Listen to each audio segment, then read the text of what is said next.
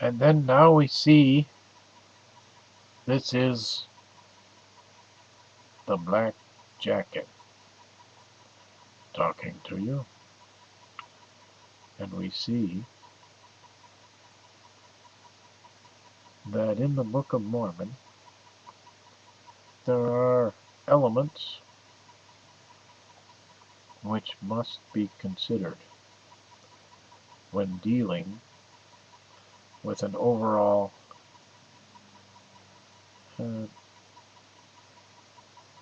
impression of the volume itself. There are many passages in there that are lifted directly out of the King James Version of Isaiah, as well as the writings of Jeremiah and others.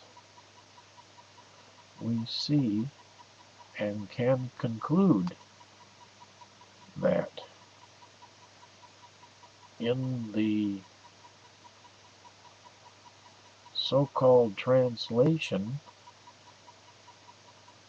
of the Reformed Egyptian into modern English, you would not have a plagiarizing of a text that was whose final version was printed in 1611 AD. You wouldn't have that. That wouldn't be the case. It's inconceivable to consider such a thing. The only reasonable explanation for having the writings of Isaiah as they appear directly and word for word as they appear in the King James Version, the only reason for having it thus is that the author or authors, the real author and authors of this Book of Mormon, copied word for word and plagiarized from the King James Version. And if the Book of Mormon had its end in 421 AD, you could not possibly have whole passages and chapters lifted out of a 17th century document that was written obviously 1,200 years after the end of the Book of Mormon itself. You wouldn't have had it. It was plagiarized. Everyone here who has ever gone to university and who has ever written a theme paper fully appreciates what a plagiarism looks like.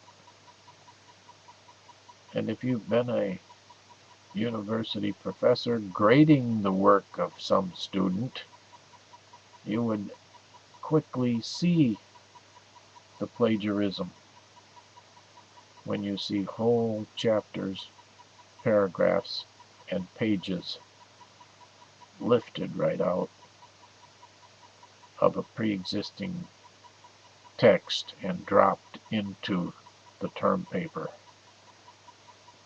You couldn't call it anything other than a plagiarism. The fact that the writings of Isaiah, as we have them from the 17th century, the fact that they include italicized words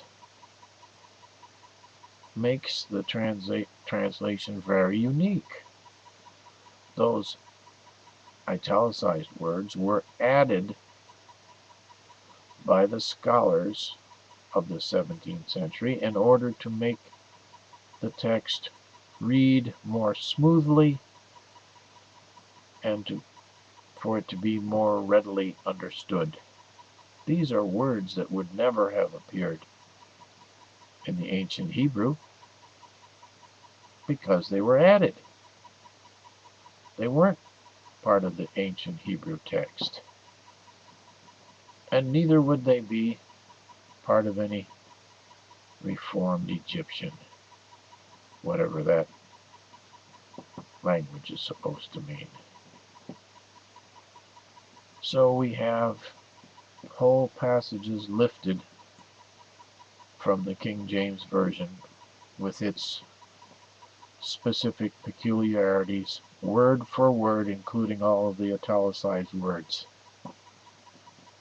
And it identifies it as originating in the 17th century, not in an ancient document such as the Book of Laban, which had supposedly had Isaiah's words and Jeremiah and all the prophets before and up to the time this volume was stolen by Nephi and his brothers out of the hand of its caretaker, whose name was Laban. And so we see a plagiarism that runs through the text, through the whole text of the Book of Mormon, particularly where there is a back quote, quoting backward in time to the writings of Old Testament prophets, plagiarized from the King James Version of the Bible.